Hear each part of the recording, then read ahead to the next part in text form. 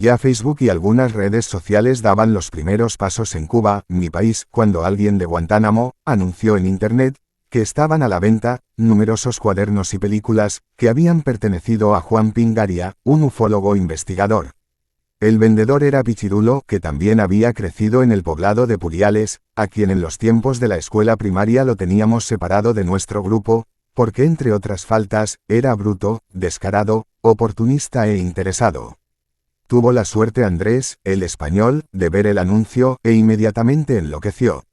Hizo una llamada telefónica y a los 15 minutos ya iba para el aeropuerto. Pichirulo, que nunca amó la ciencia ni ningún sueño altruista, se había convertido en un negociante callejero de baja monta, aunque sí con agudeza visual para descubrir oportunidades. Cuando Andrés llegó a Guantánamo, Cuba, inmediatamente pidió un taxi para la casa de Pichirulo, y cuando vio los cuadernos y las películas, comprendió que estaba frente a un tesoro de la ciencia y le hizo un pago generoso de 10 veces lo que le pedían. Al regreso, Andrés pasó casi un mes en Oviedo, su ciudad natal, leyendo los cuadernos, viendo las películas y tratando de comprender lo que había visto Juan Pingaria. Al final estaba completamente convencido de que mi amigo había descubierto rarísimos seres con aliento de vida. Andrés el español era un sacerdote de la ciencia. Cuando muy joven leyó que fumar y beber podían afectar la inteligencia, y como su ideal era hacer algún aporte en este mundo, jamás probó de ninguno, incluso el celibato era otro de sus principios. Un hombre así no se conformaba con ser un simple experimentador. Después de comprender la grandeza de lo que tenía en sus manos, preparó su experimento con todo un protocolo basado en el método científico. Compró los mejores equipos fotográficos y programas para el análisis de eventos. De esta manera controlaba perfectamente el tiempo y tendría etiquetas de aviso cuando algo cambiaba. 3 cámaras fotográficas apuntaban a la puerta, una que captaba luz normal, otra con filtro infrarrojos y la tercera que captaba solamente ese espectro. La mesa de lectura y trabajo, con una laptop encima, fueron colocadas de tal manera que fueran grabadas también. Durante un mes la puerta semiabierta quedó quieta en su lugar, pero nuestro investigador no se daba por vencido y alquiló un piso al nivel de la calle, pensado que si esos seres existían, aunque volaran les gustaba el contacto con los humanos. En estas nuevas condiciones pasó un mes más, y nada sucedió. Él era un verdadero guerrero de la ciencia. Pensó por un momento que si habían podido abrir un poco más la puerta de Juan Pingaria, es porque podían ser seres inteligentes.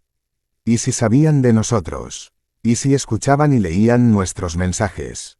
Fue entonces cuando decidió provocarlos. Escribió en las redes sociales, durante varios días, sobre el descubrimiento de Juan Pingarias, y por primera vez, los españoles y el mundo entero se enteraron de que había seres invisibles que pululan en nuestra atmósfera, y de los cuales se tenía evidencias. Un mes más, y no sucedía nada de lo que esperaba. Las redes sociales explotaron, y la gente estaba dividida en 2 partidos. O lo amaban o lo odiaban. Se decían horrores, tanto que algunos pedían que les cerraran la cuenta de Facebook, y otros que era un enviado de Satanás para que pensáramos que los demonios no eran malos. Otro mes más y no pasaba nada, pero, un día que revisaba las grabaciones en infrarrojo del día anterior, observó que la puerta hizo un leve movimiento y hubo un fugaz cambio de color en un área del espacio de la entrada.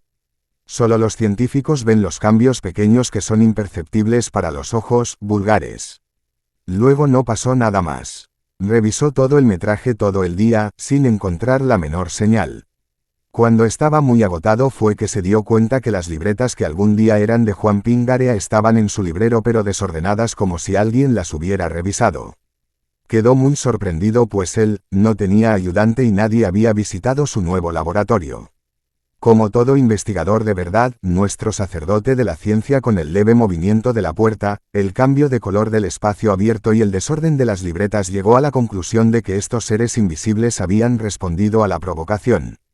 Se había tomado un descanso de las redes sociales porque no soportaba leer tantas sandeces en las respuestas de los posts que había publicado. Sin embargo, era el momento de volver a provocar los seres invisibles de cuya existencia él tenía la absoluta convicción. Si estaba en lo cierto, y lo sucedido era una respuesta, entonces además de seres vivos eran racionales y posiblemente muy adelantados. Tenía que hacer una provocación mucho más fuerte, en la que obtuviera una respuesta mejor. Quería comunicarse con los seres vivientes invisibles.